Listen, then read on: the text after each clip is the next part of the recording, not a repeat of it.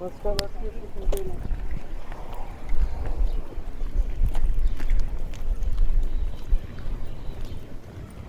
The poem could be a greater record of luck than any left before.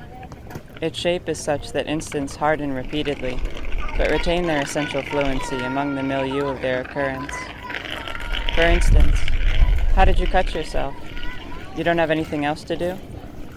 Set the high score at the pay-to-play palace and reflect on your abilities that float off from incense drums and sneak back with such assurance that it seems likely you're being tested for courage, demonstrable only in select theaters shuddering each week, perhaps to capture the right kind of misfortune and ruin themselves no longer. This wisdom charges a quarter and accepts no other currency. Break these bills and come back with your hands full in spilling, the hands of an idiot, spitting chipped teeth that are boulders to an ant, for whom you're a giant, so be a friendly one. I knew the actors in this movie in earlier circumstances of which they also made a success. It must be their lot to abbreviate each sequence of events with $1 million smile, while you and I spit-shine the clock face to show ourselves in time, for histrionically contained wakefulness.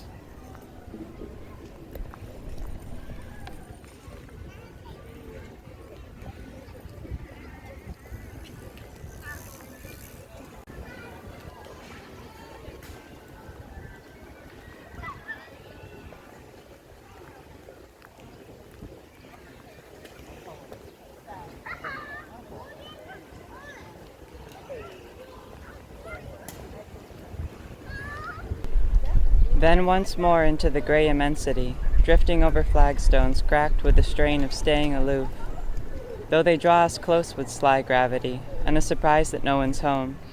No surprise, really, another way to drop in.